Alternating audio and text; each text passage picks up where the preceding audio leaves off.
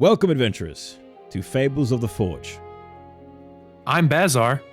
And I'm Ragnar.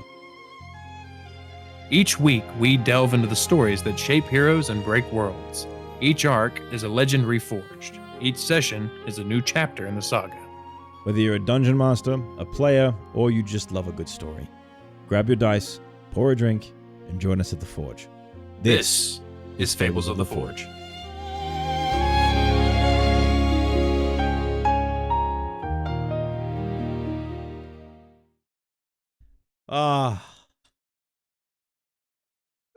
I thought it was lit up, and it wasn't. I'm colorblind. It's okay. It's okay. Okay, well, that was how long? Half an hour worth of content? Yeah, you know what? It was just for us. That was purely the warm up. I mean, we had 2 or 3 technical difficulties.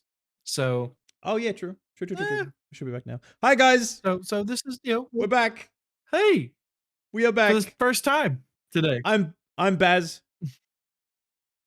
I'm Ragnar. Welcome in. Oh god, we're going to be talking homebrew rules today. We just started I thought we were recording. We started talking about it because I thought we were recording, and we got about half an hour in when I realized I didn't press the record button. That's a user error. That is on me. My bad. So you're going to get a little bit of like a retake from us, in a sense. But we're also going to talk about other stuff as well. Before we get into the retake stuff, and that what we just spoke about, other homebrew rules. When I say other, I'm talking like past tense. Yeah, from what we just spoke about. Oh, so like gotcha. Like, exactly. So I have discovered this wonderful person who is on TikTok, and I found out that you follow them too. G Fits on TikTok. Professional DM. G Fits Professional DM, I think is what the name is on TikTok. Yep. Shout out to you for these. These are some homebrew rules that I really love, and I've changed up a little bit, some of them, because just to fit my table, but some of them are really, really cool. Do you want to talk about your one first that you found? The break? Yeah, absolutely. And I'll probably pull it up on my phone, just because. So yeah, do it. There was a video. So this was the first one that he had, and I'll scroll through. Do you want to read the rule? Or do you want you want me to read? Okay. So he puts out this list of his homebrew rules that work for his table, and he prefaces this with like the fact like, hey, I run these. My table wants these. They agree on these. Yes. This is what they are. And yes. I mean to tell you, the comment section of this tore him apart over rule number 4. Rule number 4, natural 1 when attacking. And it says if you are using a regular melee weapon when attacking and roll a natural 1, then your weapon breaks. Period. Case closed. This adds a layer of realism to the game and forces players. Yep. This adds a layer of realism to the game and forces players to upkeep their gear. I saw this and was like, ooh, I like that. Ooh, I like that. Now, not without its own issues. A lot of the people in the comments were like, that's punishing the shit out of your marshals. How come the wizard's spellcasting tome doesn't break on a nat 1? How come like their spells don't blow up in their face? I was like, I was like, I allow for crits on spells. I do. You will crit and you might blow yourself up. Like you are not safe. No way. No way. But one thing that I read with that and I commented on, and this is one of the moments like me and Ragnar were talking about it, and I was like, I really like this guy, is I had commented because I scrolled the comment section just watching him get torn apart over rule number 4 a lot. And I said, I scrolled through the comments a while looking for a niche case about rule number 4 because I'm curious. And he was also responding to comments, I should say. He was responding to comments and people were like, he would respond to them. Giving his take on this. And I said, I actually like the rule and love that your players want it. That's the big thing there. I don't think I could put this in my table, but I did tell my players about it. And like, that's really cool. Yeah. But full context, my question is, how would you apply it for monks' unarmed strikes? Do their hands break, or would it be something that I considered while reading all the critiques that maybe the damage die goes down to the next one, 1d12 to 1d10, 1d10 to 1d8, etc. With unarmed strikes, it can be more than fists, but does rule number 4 apply to whatever was used to attack with? In this example, would the foot break on a nat one for a kick? Does this affect speed? Love these. Love the conversation being formed on them. And I asked that because I've got 2 monks in my Friday group, and I was just like, it would be neat, but they attack so often, and there's so many, So many chances to break it a leg or opens break the an arm. door Yeah. so exactly, and you're like, how do you do that? do you Do you balance do that? it? And he actually commented on that, and I was like, ooh wee. Ooh. He said, love your approach on this. Most people have been so negative and quick to judge. For monks, we didn't have a monk at the table when the rule was being used, but I do agree with the idea of maybe the damage dipping for them. I wouldn't impose breaking the hand altogether. So I I thought this was really cool. I think my only problems with this, and it's a me problem, not a problem with the rule. I don't normally attack players' equipment all that much. There's a lot of times where a character comes in with from their backstory and they're like, "This is my father's axe," or this is the sword that's been in my elvish family for generations upon generations. And with the player having the full expectation of like, this will be my sword throughout the campaign, sort of thing. Even if they get magical weapons, they may look to get this enchanted or something, or you can use it as a plot device. I don't throw rust monsters and I don't throw oozes at my party because of that, for the most part. I wish I did, but those things literally destroy equipment. And I've never wanted to be in a spot where like a player was like, this, like, sure, there's a lot of story, but like, this was my father's sword. But if like an ooze melts it to a pile of nothing, sorry, bud. Yeah. And See, I've always went, "Ugh." I'm a bit of a hot take when it comes to that, right? Like I don't really normally attack players' equipment either. Not because I haven't, because I don't want to do it, but more so that I haven't really tried to. But if I were to do it, Mhm. right, and like this is very much so a conversation that is meant to be had with that specific player. Like, hey, this can happen, just so you're aware. And if as long as they're okay with it, then you can move forward. But what I would do is like in a situation where it is their father's axe, or it is their, it was handed down by their mentor or something along those lines, or something like that. Then if that thing breaks on a natural one, what's that going to do to the player? It's going to devastate them, correct? Yup. What's that going to do to their character? It's going to absolutely destroy them, which is perfect to lead into different story arcs. You can use that. Like, oh shit, this axe Completely broke. agree. What's that? There was a letter within the handle underneath the blade. Hello? That's cool. Hello. Like you could do Yeah, that was off the dome. Like you can do so much stuff I with like it. that. See, and I like that idea a lot. My only Yeah. problem is, if I get so hesitant towards it, especially because I have a breaking magic items thing. I mean, most old school DMs know about like breaking magic items is Yeah. never a small feat. And so if it's a Nope. magical axe that breaks, all right, well, because I think rules is written, it's supposed to be that when you break like a wand or something, all the charges discharge at once. So it lets Yeah. you go full nuclear. Yeah. I kind of took that and just made that like, oh, that is basically how it is for breaking any magic item, which Yeah. The magic thankfully has I to go don't have somewhere. too much. I don't have too many problems with out of that. The I only don't think I've time ever that I've broken ever a had magic that item like used, that in campaign. I've had a player who did, and I think I've told you about it, but they had a cracked mirror of scrying, so it had like Oh, you a have told me so about much this. percent chance. Yeah. In which case, the druid, they were fighting an ancient silver, and they were Yep. trying to convince it like that they weren't the bad guys, that the silvers were on the wrong side of this war.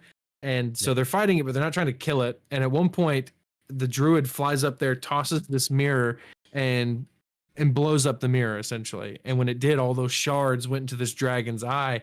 Yeah. Um, and because I was like, hey, I mean, you knew the risk of using this thing, and you knew even more the risks of what it could do if it blew up. That was good Yep. use of the weapon. And now I have a dragon, an ancient silver, who, if he thinks about you, he can scry on you. It's not intentional; he just does. Ooh, I like it. You see, that's I think it all comes down to one simple thing that can fix all the problems, and that is just straight up communication. If you want something to Mhm. happen, player doesn't want something to happen. Okay, how can we make this happen in a way that we're both comfortable and it stays story based? Because obviously, everybody at my table, at least, I have discussions with that this what we do is narrative storytelling. We are telling a story together, Yep. and I have the plot points. It's how you guys get to those plot points one way or another. That's the story. The journey of it is what the fun of Dungeons and Dragons is, to me, at least. Um, when it comes to magical items and stuff like that, I don't really break magical items because I don't think they can. If they roll a natural one and they're up against the boss or something like that, if they're fighting like a goblin or some Mhm. shit and they smack it and they roll nat one, I'm not gonna say roll to see if it breaks. No, but if it's a big bad, for example, and it hits and the big bad blocks it or something like that, then Catches it or something. then you're gonna roll a d100, and if you roll a one, that fucker breaks. That's pretty good. I actually like that a lot for just the idea that you're fighting something like that and he just catches it and snaps the blade or turns it. Exactly. Um, Like, that's just that would a way be a way to play with it, at least at the very least. Like I've just given one of my players the Leviathan axe from. oh boy. Yes, he has the Leviathan axe, but it's dormant. It's not awakened. So Okay. dormant. It deals Gotta go throw it at your Amanda. Yeah, it does 1d8 plus 1d10 cold damage. That's base. Dormant base. That's it. He can spend the bonus action to charge it up, deal extra damage for cold, so on and so forth. That item can break if it fights anyone who has touched it before. Oh, that's cool.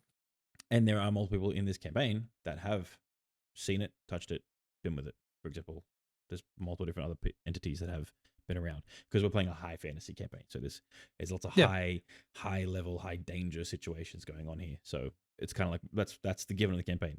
Obviously, if it was something else, it'd be a different story. But circumstances happen. If he were to go up against somebody who has touched this blade and understands it, can wield it. So obviously, the word of the recall for the axe that it happens that has with a throw, if that reaches, or if that can get stopped, intercepted halfway through that pullback, if the person they're fighting has wielded it before. You know what I'm saying? That's gonna be spooky. Yeah, it's gonna be real cool when someone just goes, if he pulls back and nope, goes this way, like, Mhm. which I'm waiting for. That's gonna happen eventually. It's gonna be really fun. It's gonna be one of those Absolutely. moments because Absolutely. I'm gonna strip him of that weapon and he's gonna have to fight this person without it. That's the point of the Yep. combat, though. So he's gonna be real pissed, but he's also gonna love the story for it because, like, holy Yep. shit, there's more that I'm missing. That's my take on it, and I really hope that that's like reciprocated. At least I have a conversation around it. You know what I mean? Not just. I think the only I think the only issue would come out of that problem is the idea that I saw a lot mentioned is like, well, what happens if they don't have another weapon? Which is one of the reasons why I don't implement this rule at my own table, no matter how much I like it. Like if my wife she's got her great axe that she uses, she's the barbarian. If it breaks, I mean, I've just took out my biggest damage dealer. My combat has just gotten Yep. perhaps way worse. Now that could lead to avenues like we should retreat or, which Yep. I think would be fine. It's just I think, and I think this is the biggest point you made, is you need to communicate about this. And probably that needs to be something that's at the beginning of the campaign where you are Yeah. prepared for that, where you're like, oh, hey, there's other battle axes. Like we're on a battlefield, not a big deal if I lose my battle axe. Like, sure, it means a lot to me.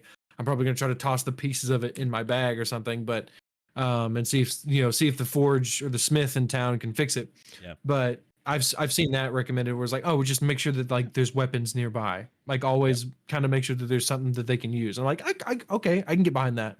I'm on the page of, in the nicest way, it's on them for me. Yeah, And true. as harsh as that might sound, I'm not out here to kill the players. That's not my goal. My goal is to give a story, not to kill the players, but Yep. to make it difficult and fun and intense and surprising, and that's the intention. So if that weapon gets taken away from this person, they understand. Well, as I've had conversations with my players, that if I do something, it's for progression, not for Yep. you to be upset Punishment. or pissed off about. It's not punishment. No, it's mainly for story. Like, okay, now there is this person, and I'm not going to make this person like, this person doesn't want to kill this guy. No, he just wants to show him that there's others around that can rival him, and then boom, pull him away. Literally, just he tosses the axe back to them, and then he walks away. But the party's not going to fight him. They're going to let him walk away. Yeah, he's gonna be sitting there like, you want to talk about that? Like talking to the axe. Yeah, literally. like it's a moment where people can kind of pull themselves in and be like, okay, there's bigger fish. Yep. For right now. To Where are we at? to add on to that, Mhm. in my way of agreement, one of my homebrew rules, which I think is very common, I don't track ammunition and stuff. Neither. I keep I refuse to track ammunition. I refuse to track food provisions. And gold. It is well assumed That's not me. that, and I don't track gold either. I let them handle it. Do not trust me if I say I'll take care of it. You will lose Too it. many numbers. I don't track gold. I refuse to track it. That is on the party. That is on the players. But the caveat to that is that I will. The assumption is that you will keep up with your own provisions. However, the only caveat to that is that if you are out, um, in the wilderness for a while, like over 3 days or something like that, that's whenever you need to start making sure that you're keeping up with it, because I will start kind of keeping a loose eye on your stuff. Um and only to then make sure that you're pulling ammunition from your enemies, but your food, that's a big one. um Whenever it comes to the food and stuff, uh my party hunts. My party prefers to go out and like catch fresh food, cook it. We've actually got a whole thing where we go out and we will make sure, players will go hunt, another player cooks it all, to the point where I've incentivized that by giving them like a chest of cooling. It's there's a magic item that allows for food to be placed inside of it and kept cool.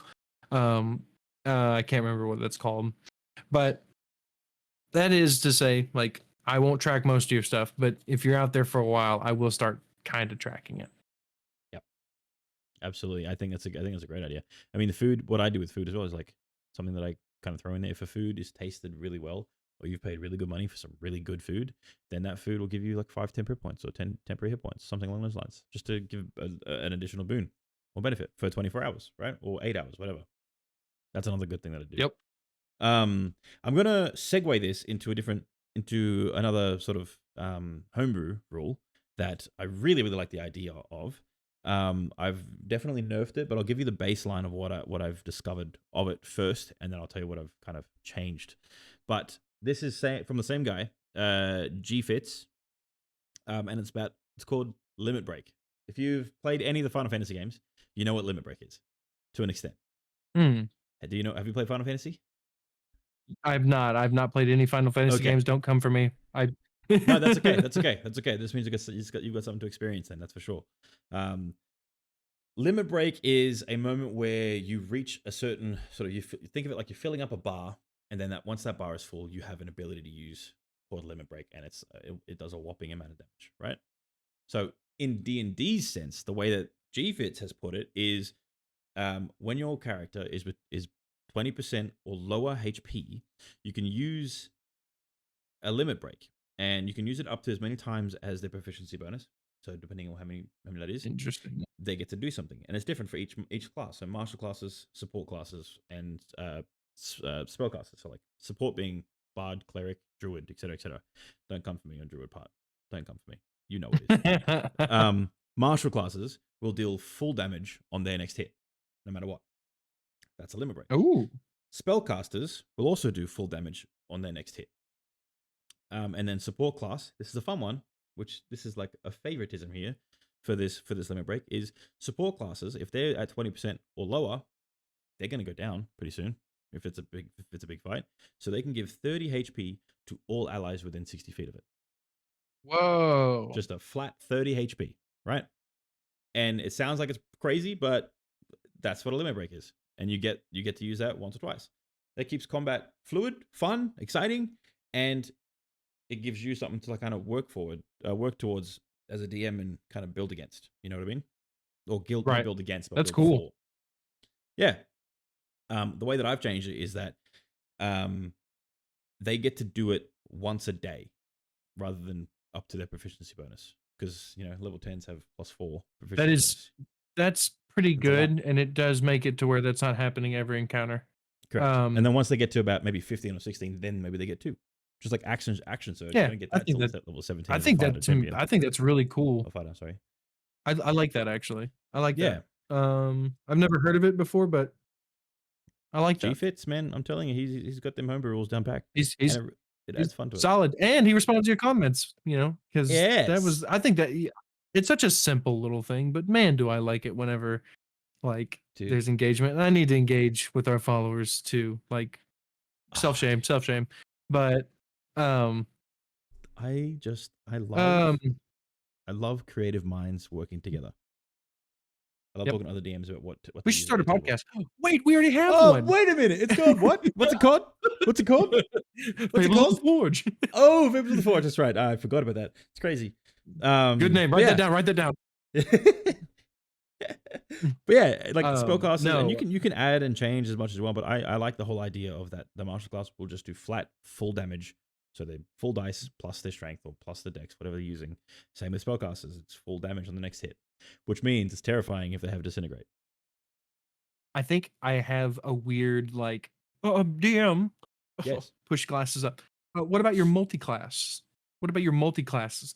Is it just like the depending. ability? Kind of like would you get access to both? Well, it depends on where it comes Because I'm from. thinking So immediately of like a moon druid barbarian, where you get the moon bear the moon barbarian, yeah, I mean, where they're it just getting a depends on lot where of it's coming from, right? Like, no matter what, that piece of that piece will come max damage. The next hit, you keep it base. You don't make it complicated. okay, Just the next hit does full damage. Hands up. That's it. okay, If it's a spell that makes cast, then sense. That that goes under the spell casting situation where that next spell they will just do get full access to damage. both. Break, break, Yeah. break. Yep. It's Limit one or breaks. the That's other kind of though, cool. not Okay, both at the same that's time. neat. Yeah, yeah. That's kind of where my head was like, Yeah. I'm like, oh boy. Everybody Yeah. gets 30 HP and I do max damage. No. No, it's one or the other. So if like whatever the primary is, so if it's barbarian, it's primary, then druid, moon druid, then you'd be getting the max damage from the barbarian, but and not the support stuff. But if it's a spell, Gotcha. you do full damage. That's cool. Same and so forth. Like same with you could do the same thing with Eldritch Knights, right? Like they hit, but they have Yeah. like Eldritch Blast and shit like that. You know what I'm saying? So you can kind of chop and change it to fit accordingly. It's pretty easy to balance. That's really really cool. That one you can Yeah. play around with a lot more easy with than other things as well. Um, Hmm. what do you think about that? I got another one that you're I, really gonna like. That you're like I seriously like going to that. like. I like that a lot. I don't think it would cause too many problems. I almost well, it's so limited that I don't have to worry about it being like further like a Mm. boon or a bane or something. Because you have to really, for the most part, you'd have to work to get to that point to start Yeah. needing it, where it's 20% of your HP. Um, I had a cool idea for a character class, and I'll talk about it later. Not a class, but a character that either I'll run or a buddy will run at some point. Um, that's kind of tied to that, and well, at least HP thresholds. Because a Yep. lot of the times we get lost in the way, like, oh, mechanically, how does that work? And it's like, well, here's a cool mechanic idea for this, but I want to hear your next rule. So, Okay. Cool. The next one, and I really think you're gonna like this because I used this the other day. I used this last night, and it was awesome. So it's called Arcane Statics by the same person. G Fits. I'm telling you, check them out. Yep. When two spellcasters are within 10 feet of one another, and they cast a spell in combat, that is specifically in combat, that doesn't work outside of combat, because the pressure of the combat that's happening around them right now, there is wild magic that sparks between them. ooh, So both roll a d6, and on a match, something happens, and you roll on the wild magic table. that's cool. I like that. That's simple enough, and also makes it to where you're reminded that magic is volatile and like fun and scary. Yep, Because exactly. I don't have any spellcasters in my Friday campaign, but I do have a wild magic barbarian, and I've got like a paladin, and I've got like Bobby Kai. I'm looking at you whenever I say this. I've got you, Bobby. I know he listens I got to you, these, Bob. but arcane trickster rogue mixed with the rune knight fighter, so he's got some magical abilities. Ooh.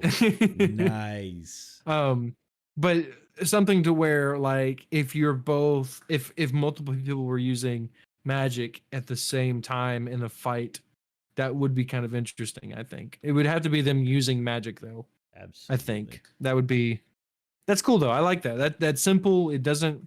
There's nothing really groundbreaking with Yep. that. Nope, not at all. I mean, other than just that's cool. Like it's not gonna be like, oh, he turns to bees, turn to bugs.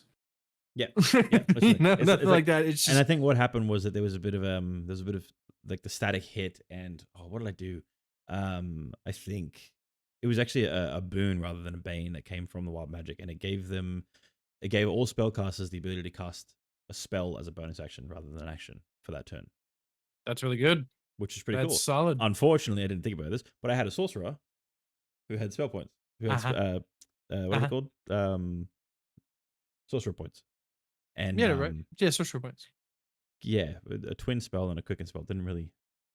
They were able to cast 4 spells, so that was fun. I mean, hey, in that moment was though, fun. they're juiced. That was fun as hell, and they were loving it, dude. Exactly, they were juiced, but they loved it though. So as long as they were happy, I'm happy. That's basically how I look at my table. Yeah, and it's not Um, something they're going to be able to recreate for like a broken build or anything like that. Like exactly. it's It's just minor cool. things that happen once around. I don't care. That's fine. Yeah, and I think that's one thing that's really important when it comes to this. The reason why homebrews exist in at all in my mind is that sometimes we read the rules and go, that's kind of lame. And like a lot of Yep. magic items are just homebrew. Like they're just it's homebrew magic items, but more often than not, it's like, hey, this is me giving your character a homebrew rule specific Yeah. to them sometimes. Yeah. I've made a magic, like you were just saying, there was a magic staff. I don't know why I do this. I like the idea a lot. And I think it's because I've never played a caster to full point to go, yeah, that's way too busted for you to do. Mm-hmm. But there are times where I will include like a necromancer or like a super powerful mage or something has a staff. One of them was a powerful necromancer, and he himself was a wizard, but his staff would allow for him to twin spell stuff. Ooh, see, that's So- cool. I like that. I really like that.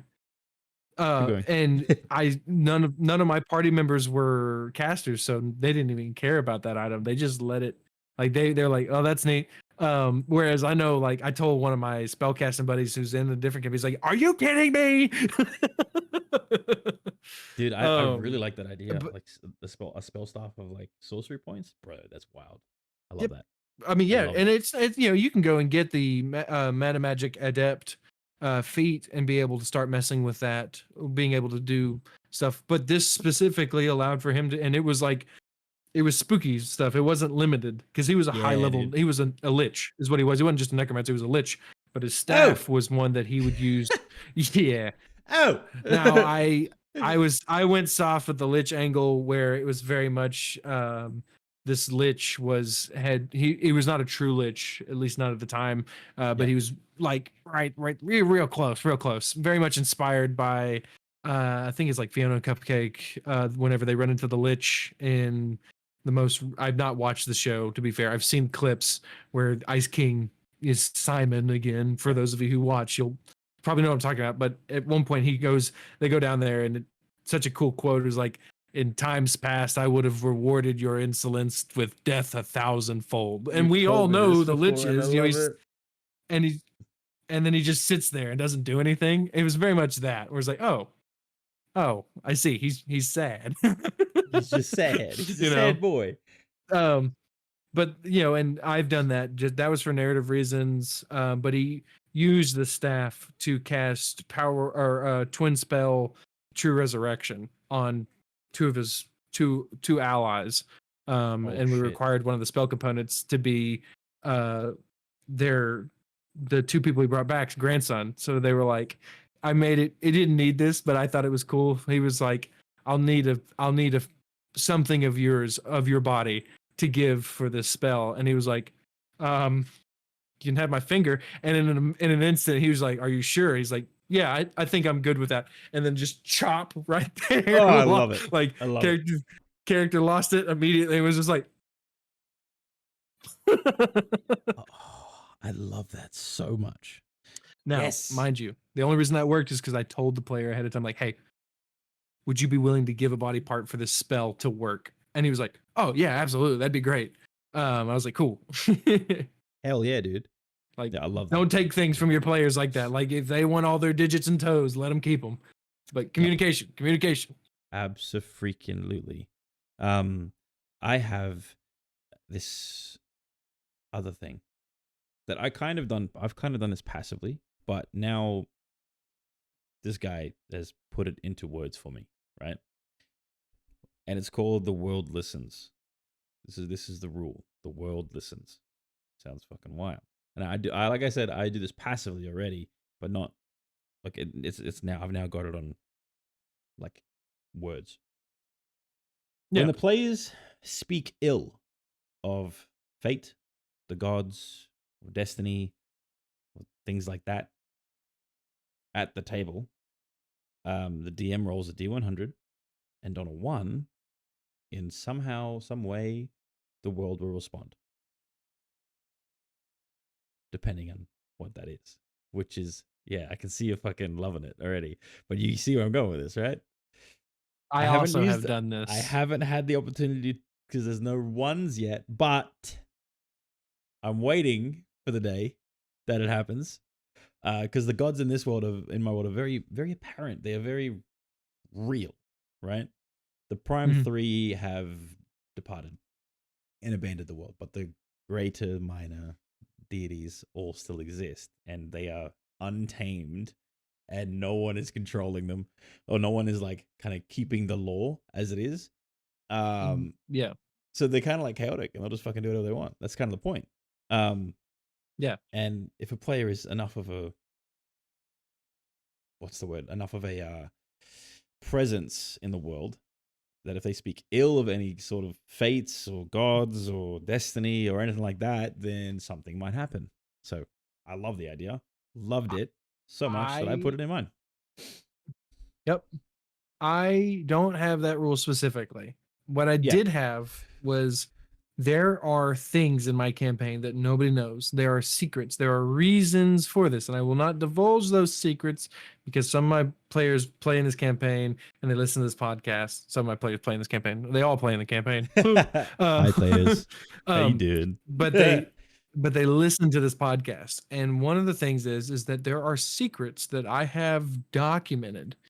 And discussion of those secrets where it is something that like these secrets cannot be learned anyway. Essentially figuring these things out are plot points to the thing.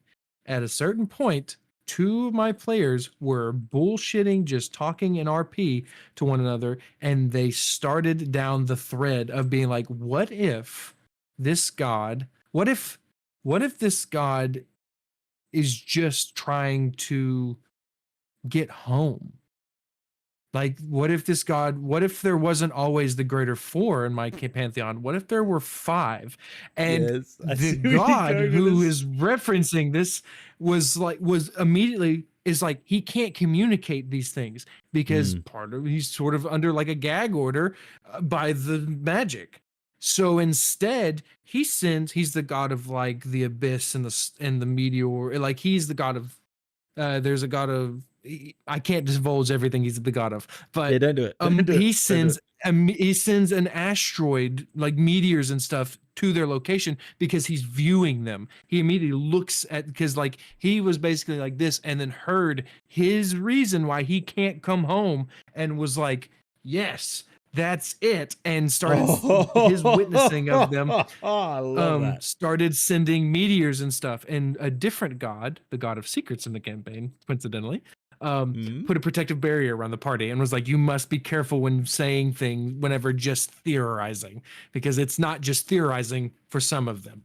And yeah, exactly. He was like, whatever you've said is something that even I don't know, but you cannot just say these things. And so now the party's gotten a lot more careful. And so I love that, like, the world listens. Yes, my deities, especially the ones that I play with the most, who have things, reasons and stuff in the campaign, that is a major point of like, they will discover this, and they just started talking about it, and they started theorizing. And so for them to do that whenever he is listening, and they all are listening, just, I say they're all listening. If they're all listening, the one who made the secret probably also knows, Dude, and I probably have to figure out what that means. dude. Okay, on this on a similar topic, right? On a similar topic, there,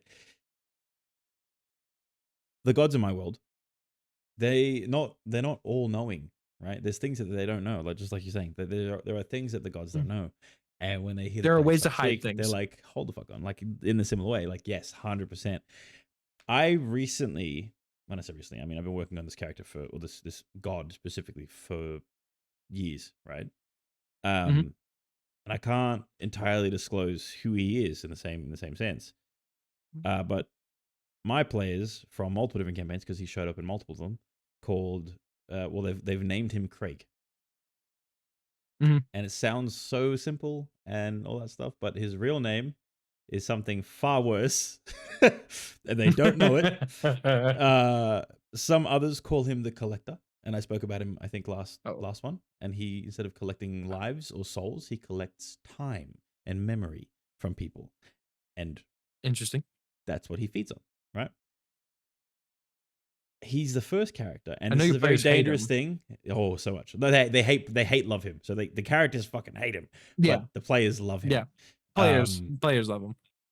yeah. And I've this is a conversation that I've had before any other campaign. I'm like, okay, just so you're all aware, I've made it, and Craig exists, and they all just go, oh fuck, like really? And I was like, yes. Do you not want him to exist? And they said, no, no, keep him. Like let's throw him in. And this is the dangerous. And this. I had a full on hour and a half conversation with at my table with everybody there about this. Craig is the only villain, god, whatever that I've made that can break the fourth wall Oh boy. and talk to the place. And that's a Fair very enough. dangerous thing. I do not recommend that for anybody. I do not recommend it. This is very specific Nah, yeah. situations. You have to be very careful with that one. You have to be You don't want really to Wade freaking Wilson careful with him. it. Exactly. You have to be really freaking careful with it. So when I get into Craig, for example, there was a moment where one of my players, he had two characters. One of them was in a different campaign, one of them was this one. The other campaign, he died by Craig.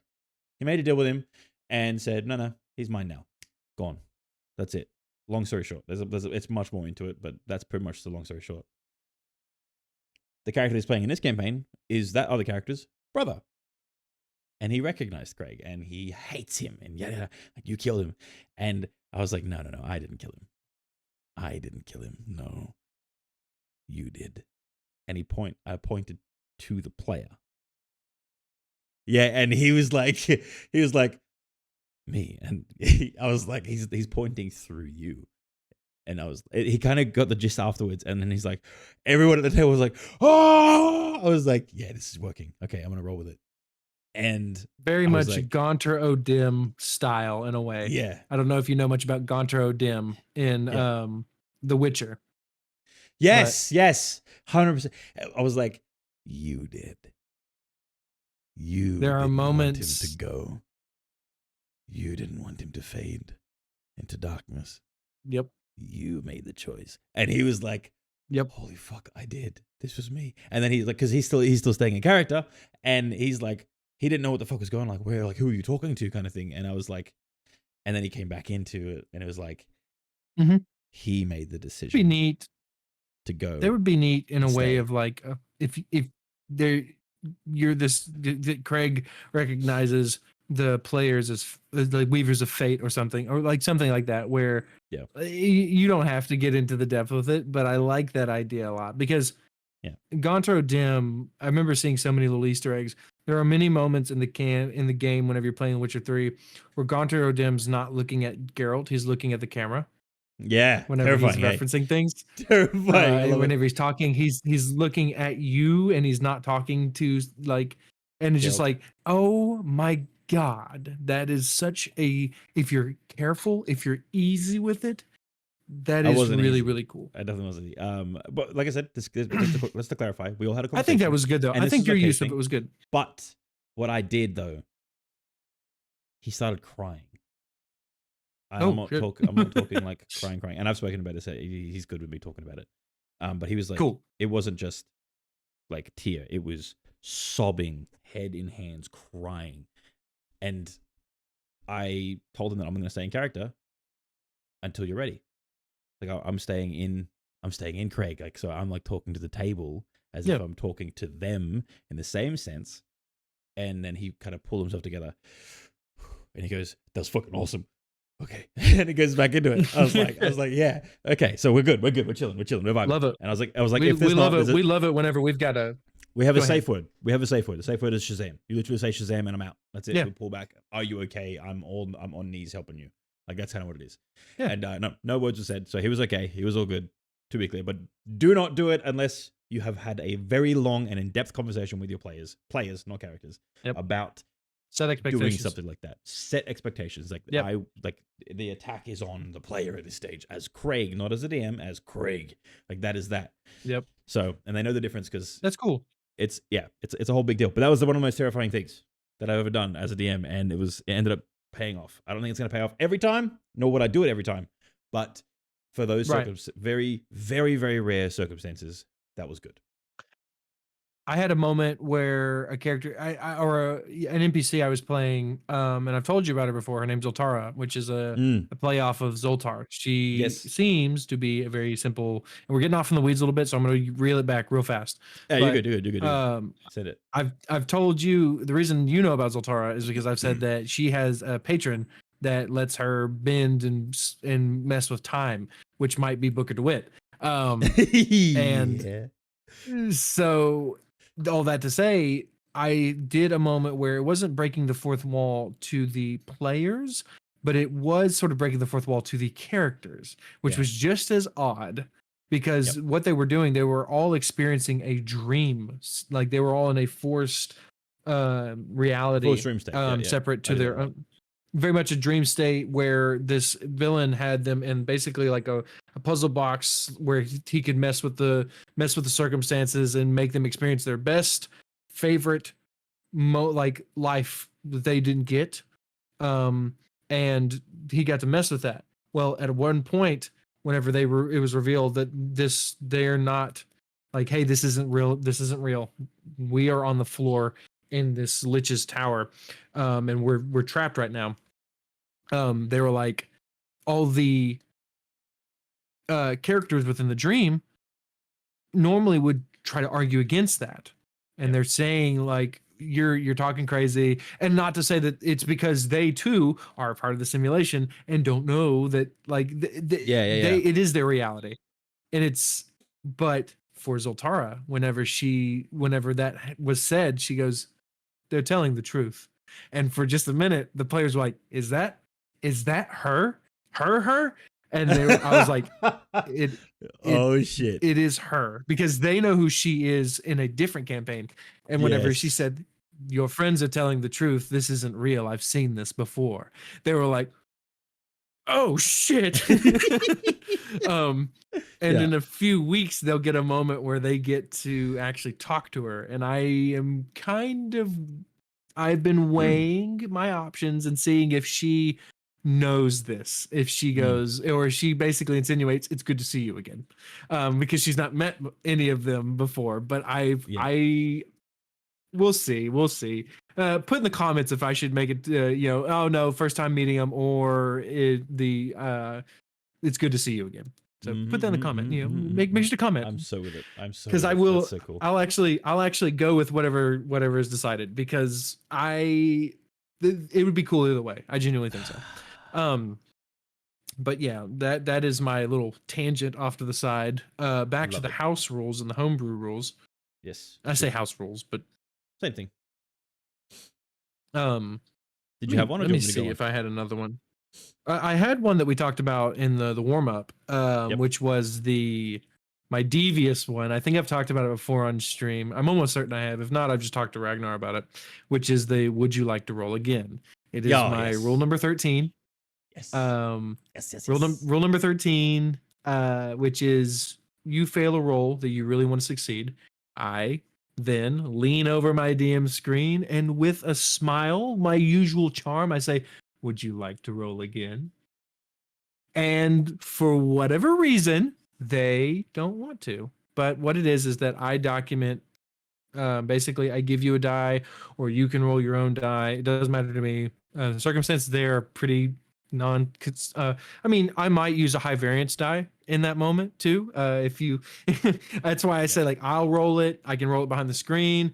You can roll it out in public. Doesn't matter to me. It's just a die that I add to a list. Little boop. And whenever I do that, congratulations, you succeeded, or maybe you failed. And if you failed, would you like to roll again? Where you, um, and all that to say is that I document how many times you so graciously and lovingly give me another die to roll. And in a boss fight, I will use those rolls freely. Absolutely. I That's will good.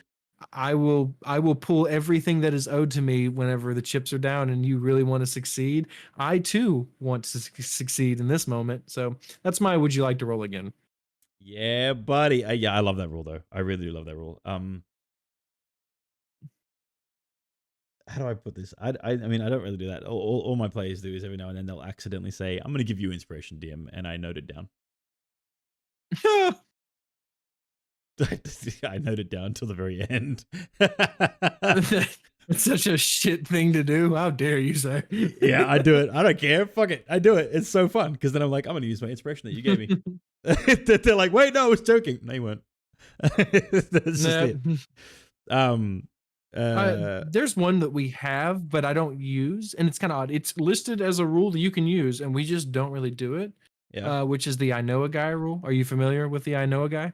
kind of. I think I know that's the take on it at least. That's the one where Uh, if there's a situation where you need to find some information or you need to find something out, there's a I know a guy kind of thing. yep.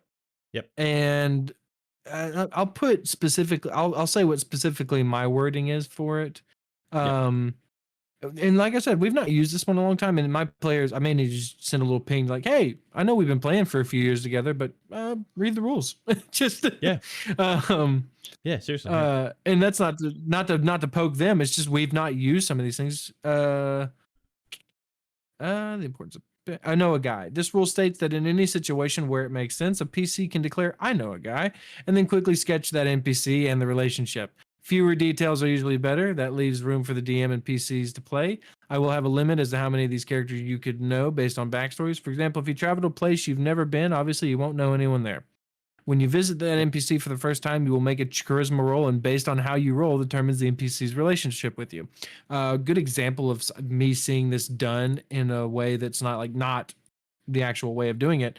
I've been watching Vox Machina, and Mhm. it's whenever we're watching season 2. So whenever they show up to that guild hall, and it's in Vex and Vax's story that they were like really tight with these people, like it kind of that is one of those moments that really does feel like I know a guy where it's like, hey, there's a guild hall in town that might be able to help us. I know Yeah. a guy. When they show up Exactly. though, I feel like it was a really low charisma roll or something because those people hate them. Yeah. Yeah. hundred So percent. Oh, dude, I love that. I love the idea of like players knowing things that can help benefit. Like, for example, not just all players at once, but like, hey, I do know this. I know a guy. I know a guy. I love that idea. yeah, I'm gonna steal that one. I'm gonna steal that one. I've always liked it. We did it a lot when we first read the rule, where it was like, hey, I know a guy, but it was because it was fresh, like it was the first time Yeah. we'd ever seen it, and so we're like, oh, hey, I know a guy, and that's where we kind of went, maybe we do want to like temper it a little bit Yeah. because suddenly we know a guy for every situation. We're no longer Yeah. bothered of being like, hey, we're not Communication, going man. to NPCs and That's it. asking for people, or we're not asking for contacts. We suddenly now have all the contacts in the world. So be Yep. easy with it, but it is fun. Thankfully, my players aren't playing to win, which is a great thing because they're playing for the story, which is awesome. So I guess True. I'm really blessed with that. So if I implement something like that, or like the rules that I've been saying, they don't abuse them, which is, oh my god, I'm so blessed for. Um, yeah, That's awesome. I think it's just tempered. Another one that I have though, the We last one, experienced DMs have that. yes, one that I discovered, and I've been using this for years, is being able to exert yourself to cast spells. Because obviously, being a spellcaster, finding those spell Yeah, slots is yeah. really tough. It's really tough because then once you're at that, like, what do? You're out. You hit them with a stick. Yay! No, doesn't work like that. Not for me, at least. Boo. Yeah, I don't like that. What I do is when a player has no spell slots or abilities left, they can overexert themselves to an extent where they have to take a level of exhaustion. So they take one level of exhaustion from levels 1 to 3, 2 levels from 4 to 6, and then to do 7 to 8, it's 4, and then if they want to exit themselves for a 9th level spell, they die. Oh shit. There's 6 level exhaustion, which you die. That's it. But that's a choice that the player can make. It's optional. That's cool. It is completely optional. Yeah. So that's one big one that I do. It's terrifying. I like that. That's something to do. I really do. Yeah. One that's been making its rounds recently that I'm a big fan of is your heroic round.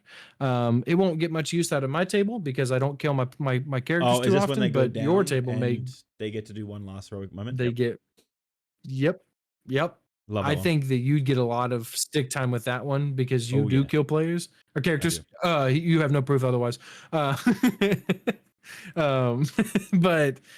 yeah, no. I've seen that make its rounds and I really like it.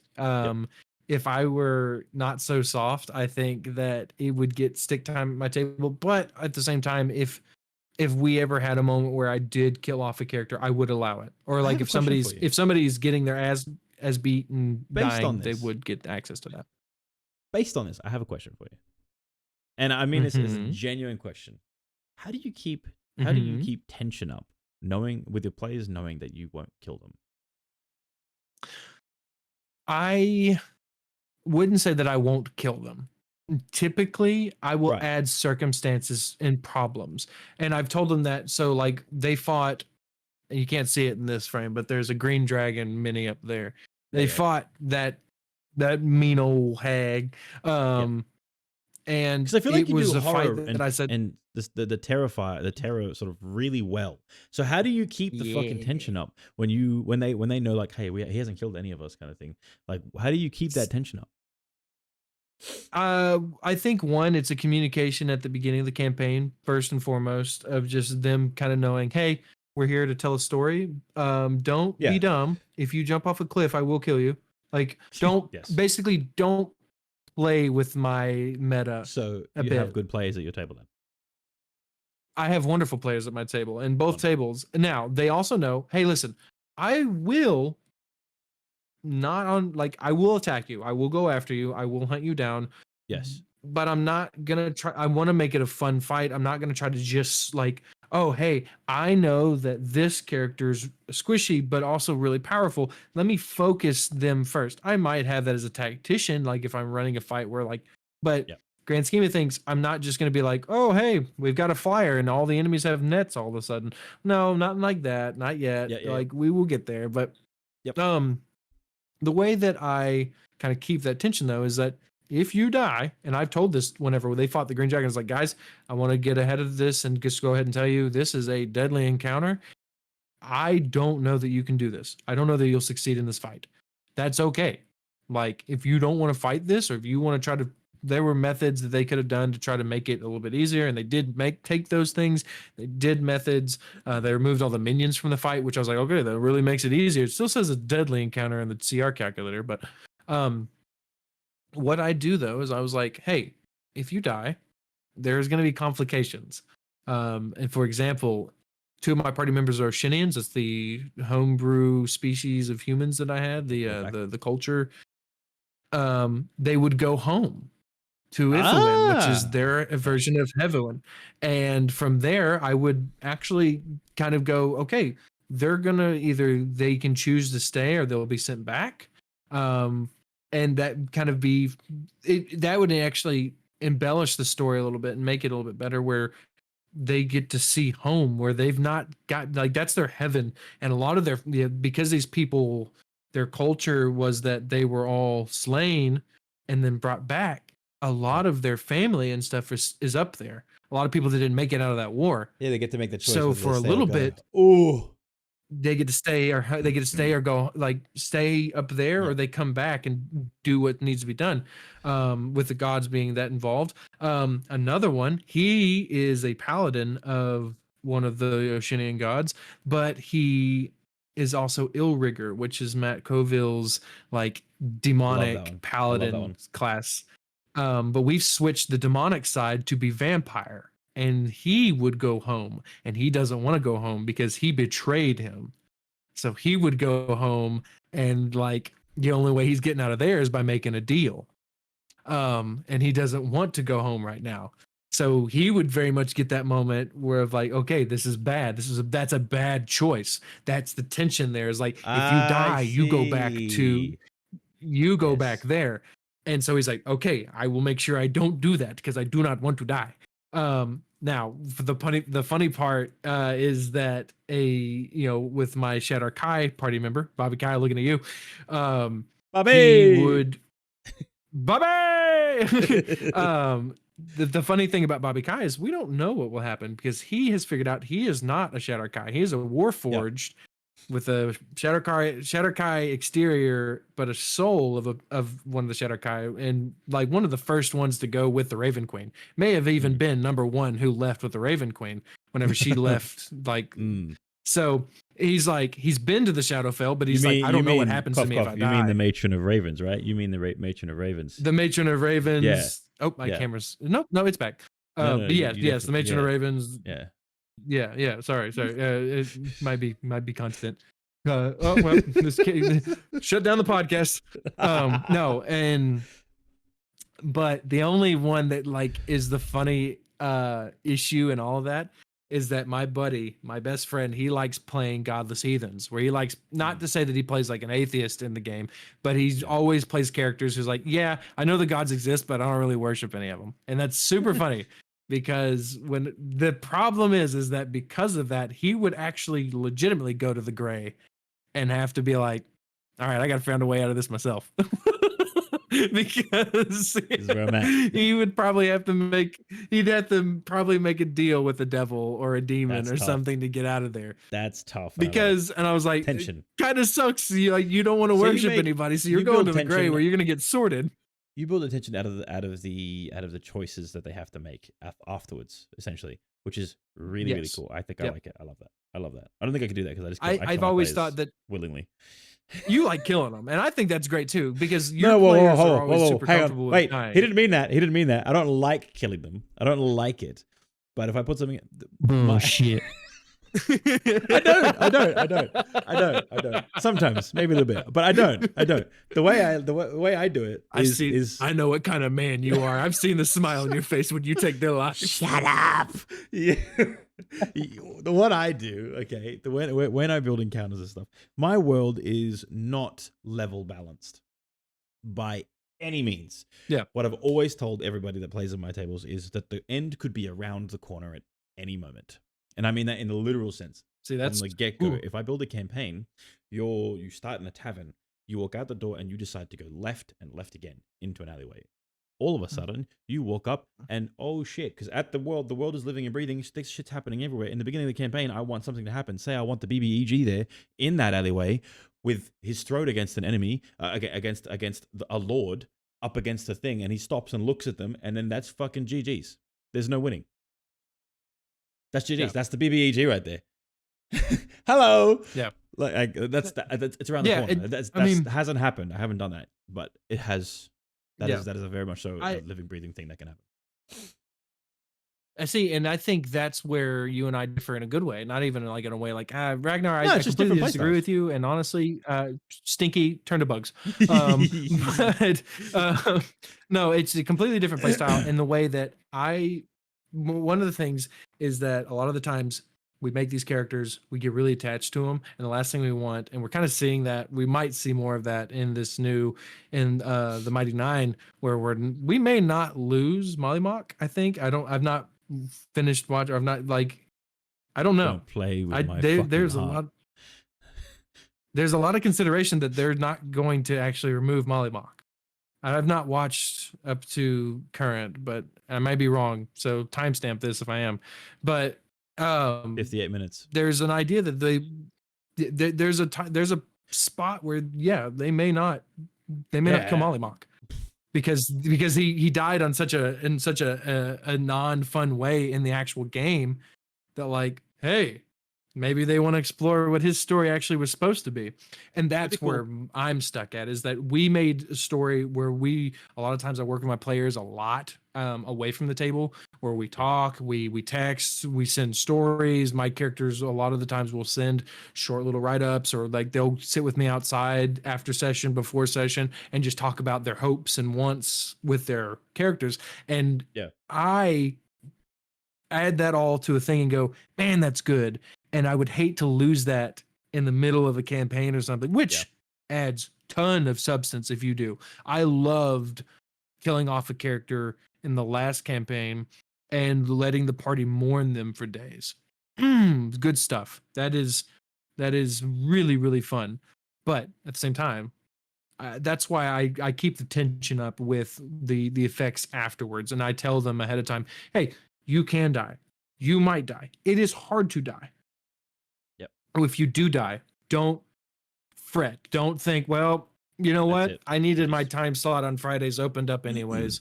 Like, Yeah. if you did, I guess, let me know. But like, don't ever go to don't that freak. length of things.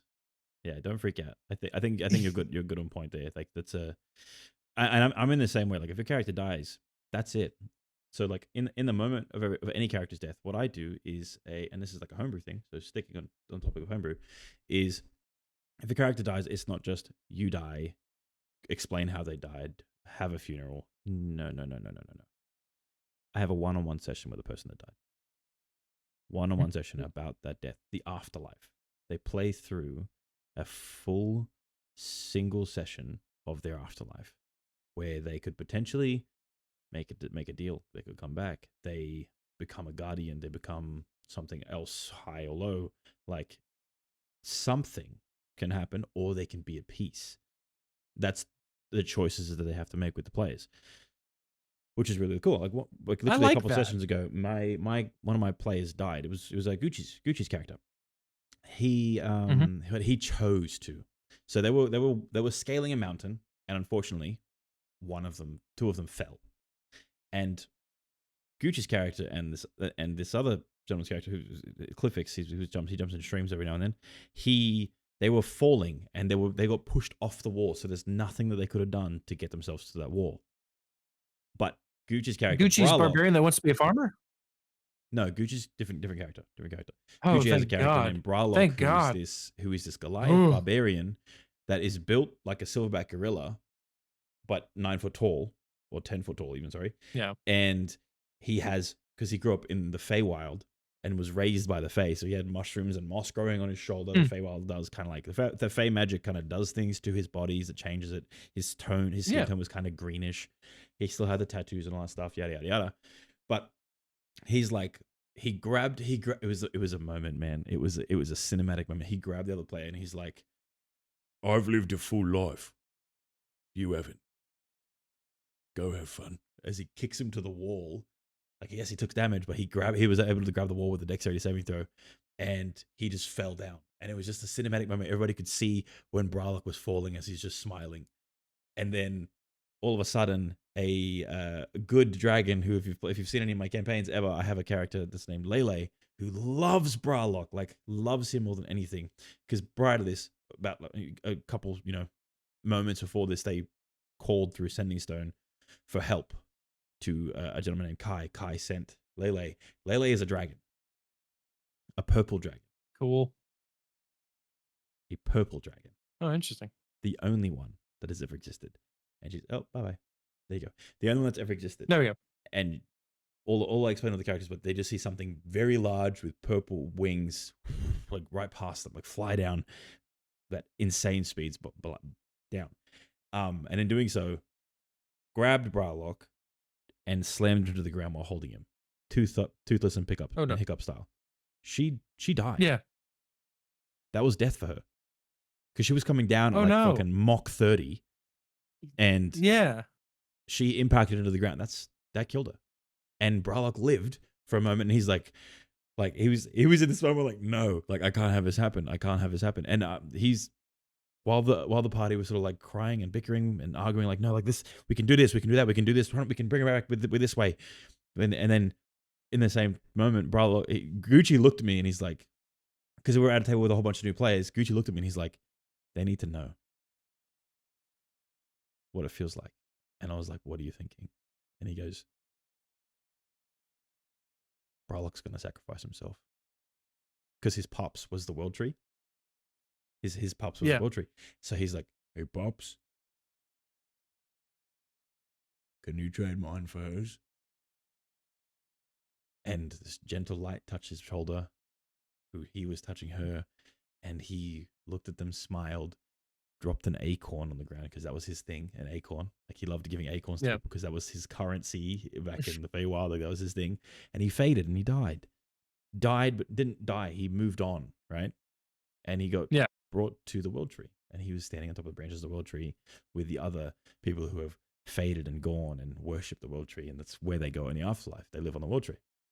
And that's cool. They all cry, they all think, but like that sacrifice was his choice. You know what I mean? Like that was his death. He wanted that. Yeah. That was all him. I made sure he was good with it, and that was cool. And he's like, but the fact that like he was just like, they need to know what it feels like. As new players, they need to know what it feels like. Gucci's a veteran. He's played with me for years. But he's like, I'm willing to do this so they can feel it. And they, for literal weeks, were just distraught. And I was like, yeah, that's the beauty of it. Like D&D makes you feel, RP makes you feel even harder, and it just I've always said you get what you give to it. Like if you give your emotion to the game, you will get it back tenfold. Like that's just how it works. Absolutely. So that's that. I think that's a good way to a good topic to end on, because we have been going for about an hour and 5 minutes. Beep.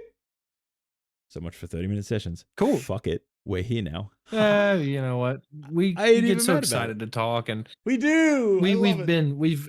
We've gotten so busy and with all the life changes and stuff going on. So enjoy this hour and absolutely hour and 10. Is there anything else you would like to talk about before we go?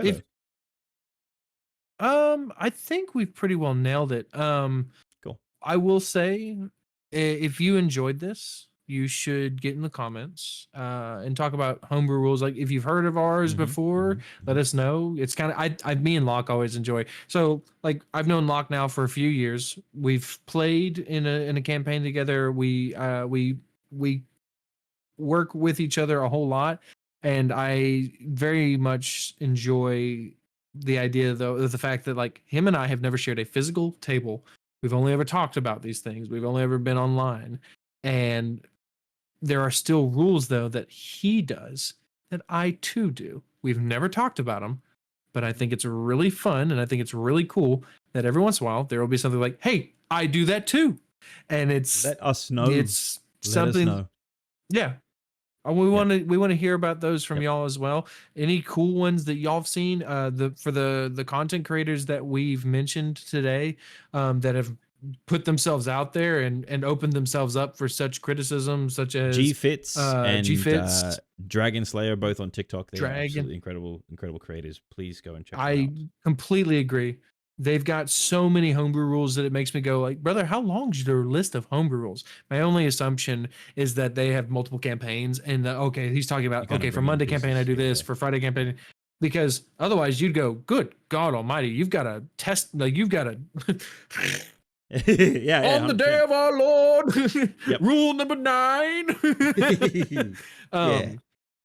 But like that, we want to hear about y'all's. Because even if it's controversial to read new ones. Yeah, absolutely. Even if it's controversial, as long as as we can discuss it in a healthy way, I'm all for it. I will talk to you. We will talk to you. We will both converse with you about any. Like if we've said something that you don't necessarily agree with, let us know and why. I'm genuinely curious. Let us know. But if you do agree with it and you want to say, oh, this could also add on to that, let us know. Talk to us. We're fun. I promise. Sometimes. Maybe. I mean, maybe. Just it depends on if you come at me like with your chest puffed up, like you acting like you got something to fight with. You better come to win. The DMG specifically says you can't do this. Yeah.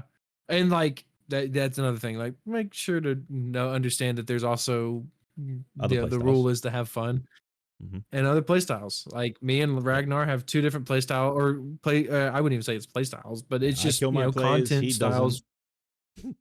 I don't. I'm soft. Then at the same time, like I bring it in. Like I do want them ahead of time. You do like, so hey, good at building tension. You could die. You do. You have a way with it. I swear. What's funny is also there are times where like mainly I tell them it's really hard to die is if I maybe mess up the challenge rating or you just roll shit and I roll great on every attack against you and you're like I'm down. You're like, oh, you're down. Huh. That's the Oh. best. But yeah, let us know, guys. We appreciate you listening, and if you've made it this far, then you're a real one. I appreciate you guys. We will see you guys on the next episode, whenever that may be. And we're gonna try and keep it regular, but life and things. But we try. We're both dads. Life. We both have kids. So yeah, both dads, and the world has no share of it not being it's not showing to get any easier. Indeed. So, but stay strong, stay safe. We love you. Absolutely. We'll see you again soon, or you'll see us. If we see you, I don't know. Then there's a problem. Take care. Bye, everybody.